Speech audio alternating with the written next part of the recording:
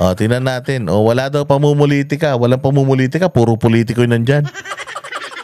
Walang pamumulitika. Nandiyan yung mga tumatakbo sa politika. Anak ng tinapay. Sige, paniwalaan natin yung mga sarili natin. Cheryl Cosim. O, pasok. Rin sa INC rally ang ilang kilalang kaalyado ng mga Duterte gaya ni na Senator Robin Padilla at nandiyan dyan si Robin, nandiyan dyan si Bato, nandiyan dyan si Philip Salvador, Jimmy Bondoc, si Banat Bay. Tangina pa, paano naging rally kay BBM to? So, bumaliktad na naman kami, BBM supporter na kami, ganun. Puta, puro DDS to. Wala nga tayong nakitang vlogger ng mga DDS dito. Nakita natin dito si Reaction PH. Sila Bisdak, nandito. Spencer, Buster, sila BMR. Putangina, hindi naman BBM supporter yun. Wala naman dito si Coach Jarrett, ha. Paano magiging BBM supporter to?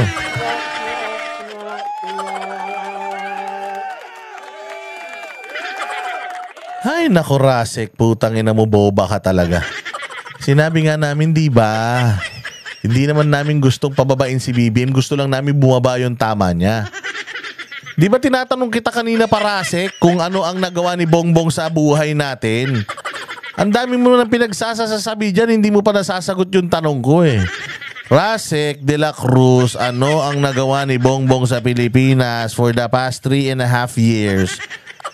Oo na, kapaki-pakinabang, significant, mabigat at talaga namang napakaganda sa Pilipinas. Yun ang sagutin mo, Rasik. Ano naman, comment ka ng comment dyan eh. Bago ka mag-comment, yung muna sagutin mo. Pag di mo nasagot yung, bibigyan lang kita ng 10, bago ko pa simulan to. Bigyan lang kita ng mga 10 minutes. Huwag 10 minutes, masyado mahaba. Magtatatlong oras na tayo. 2 minutes na lang. O bilis, 2 minutes. Bilisan mo. Anong nagawa ni Bongbong Marcos sa bayang Pilipinas? Bilisan mo. Sige na naman. Sagutin mo na. Excited na kami para kung halimbawa maganda naman yung sinabi mo, di palakpakan namin si Bongbong. Bilisan mo na. Wala. Putangin na mo. Ibablock na kita dito. 10 9 8 7 6 5 4 3 2 1. Putang ina, wala talaga eh. O dahil dyan, Rasek de la Cruz, gusto ko, ka lang, nanunood ka lang sa channel ko, ha? Oo, gusto ko nanunood ka lang sa channel ko, gusto ko wag kang nagko-comment. O dahil wala ka namang alam. Ayan na.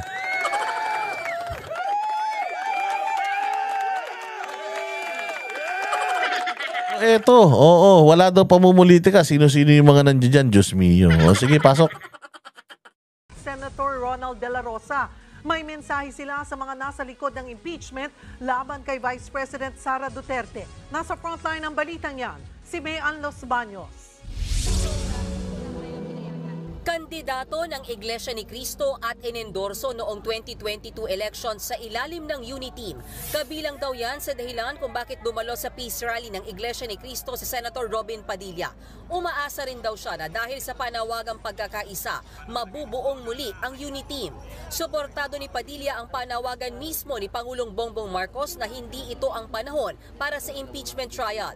Nandito po ako bilang isang Muslim. Ako po ay sumusuporta sa hakbangin nito. Panahon na po para tigilan na po natin ang napakaagang politika.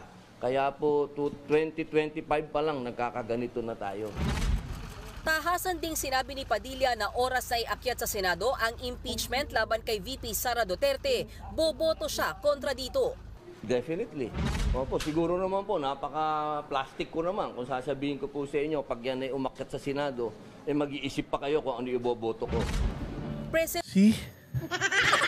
Ano impeachment dito? So, paano na yan? Hindi makakuha ng majority vote si VP Sara. Let's say, i-impeach siya ng Congress. I'm sure, pagdating ng Senate, hindi siya i-impeach ng Senate. Okay, the articles of impeachment, magagaling lang yan sa Congress. They will just endorse it to Senate. It's Senate pa din ang mag-hear. Ang mag-hearing, magtatry kung ito bang si VP Sara ay dapat i-impeach. Pinagsasabi niyo hindi porket i-impeach siya, na i-impeach siya ng Congress, pagdating ng Senate, i-impeach din siya ng Senate. Tandaan ninyo, may mga kaalyado pa rin sila dyan kahit papano. Tatangan nyo naman. Oo, Diyos ko, wala nga yung impeachment. Tinan mo, sino nagsasampa ng impeachment complaint? Buta puro makakaliwa. Walang matinong tao. Walang matinong mga organisasyon, tao, kung sino man ang nagsampa ng impeachment sa kanya. Puros makakaliwa.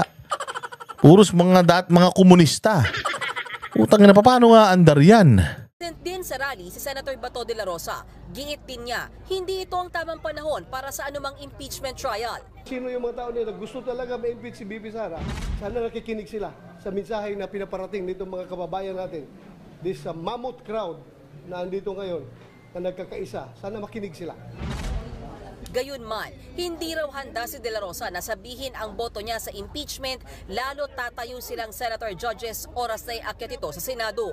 Giit din ng mga senador na dumalo sa peace rally ng Iglesia ni Cristo, walang halong politika ang pagpapakita nila dito kahit pakilala sa block voting ang INC. Sabi ni Armor, paano kung mabayaran ng Senate katulad ng kay Justice Corona?